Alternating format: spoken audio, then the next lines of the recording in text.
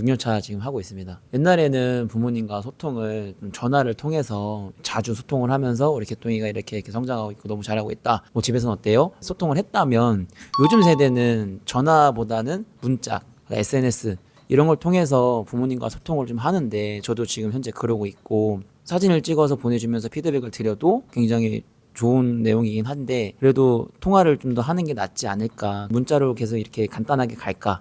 아니면 통화를 통해서 좀 더 친밀하게 갈까? 부모님도 너무 바쁘시기도 하고 어떻게 접근해서 더 친밀감을 더 쌓는 게 좋을까?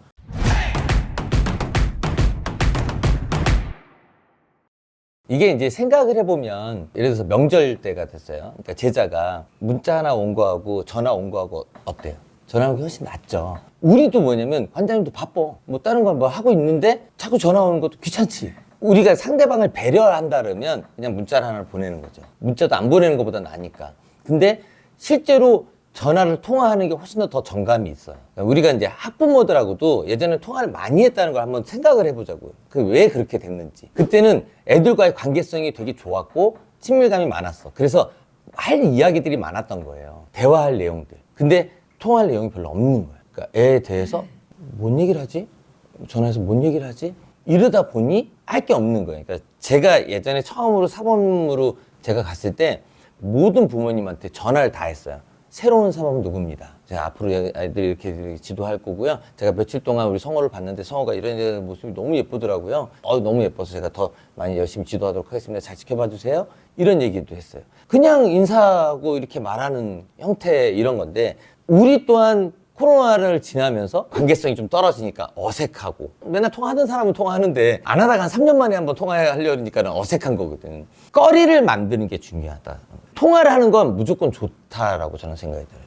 많이 하면 많이 할수록 좋죠. 해서 할 말이 없으니까 전화하기가 어려웠던 거예요. 관장님을 정말 좋아하고 관장님을 정말 믿고 따르는 제자 말고 부모님까지도 관장님 신뢰하면 그런 분이 20명만 되면 관원은 무조건 200명 넘는다는 얘기 제가 했어요. 오늘 수업을 하는데 5명만 찾자. 그럼 한 분에 1명만 하겠다. 예를 들어서 꿈을 얘기했어. 어떤 얘기를 나한테 전달한 게 있어요. 관찰한 거를 부모님하고 전화해서 얘기를 하는 거예요.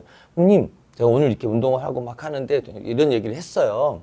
일단 부모님도 바쁠 수도 있고 뭐 귀찮을 수도 있고 그 생각을 더 많이 하면 우리가 못 한다고. 전화해서 어려운 막 고급 기술을 쓰는 게 아니고 다른 말을 하는 게 아니고 꿈도 한번 막 물어봐 주시고 모른 척하고 물어봐 주시고 왜 하고 싶은지도 한번 물어봐 주시고 부탁 좀 드릴게요. 꼭 좀 해주세요 어머니. 제가 막 더 낮춰서 꼭 부탁해. 꼭 좀 바쁘시더라도 어머니 꼭 좀 해주세요. 이렇게 하면 이게 뭐가 될까요? 제가 낮아질까요? 더 높아질까요? 아, 나보다 더 우리 애를 생각해 주는 게 너무 고맙네라고 생각할 거잖아요. 그런 거예요. 거리를 만들어야 된다라는 거. 칭찬할 거리나 관찰이에요. 결국은 그러니까 이렇게 뭐 한 달에 한 번 뭐 2달에 한 번밖에 안 되는 거지. 지속되기가 쉽지 않잖아요. 그 20명을 만들었던 엄마들은요 거의 이틀에 한 번 정도는 전화통화를 했어요. 20명 정도의 부모님 특별 관리인 거야. 걔네들은 너무 이쁜 거지. 계속 그런 얘기들을 계속하고 또 달라진 얘기하고 좋은 것만 얘기하겠어요? 계속 이렇게 반복되다 보면 어머니 정말 죄송한데 제가 성호 혼냈잖아요.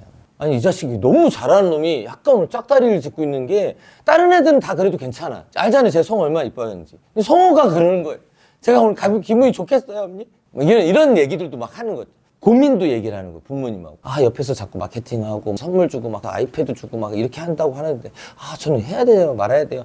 원장님 소신을 가지세요. 교육을 믿고 있는 사람이 많은데 아 그렇죠 어머니 감사합니다. 한 번은 어렵지만 처음부터 그렇게 해서 갑자기 물어보면 이 사람이 이걸 나한테 왜 물어보지? 이렇게 생각할 수 있는데 계속 관계를 쌓으면 괜찮다. 그래서 그런 것들도 대화하면서 친근감을 가지는 게 되게 좋고 그러면 관장님의 철학과 이런 것들을 점점점 알릴 수 있게 돼요. 저는 옆에서 아무리 그렇게 해도 저는 아이들 교육하고 변화되는 모습이 가장 막 이러면 그분이 다른 사람들한테 우리 도장을 대변해서 얘기를 해준다.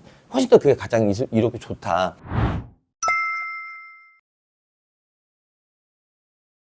코로나로 인해서 많이 동떨어졌잖아요. 트윈스 같은 안 하던 걸 해요. 그건 어쩔 수 없이 통화할 수밖에 없어요. 그건 계속 얘기할 수밖에 없고 얘 진도가 이렇고요. 어머니 지금 얘가 이번 주에 이거 할 건데 이번 주 얘가 적은 게 가족하고 같이 산책하기래요. 어머니 이거 꼭 해주셔야 돼요. 어디 가실 거예요? 지금 진도가 이만큼 나갔는데 다음 방학 때는 한 10% 늘려서 이 정도 하게 될 거예요. 막 이런 얘기를 이거는 통할 수밖에 없잖아요.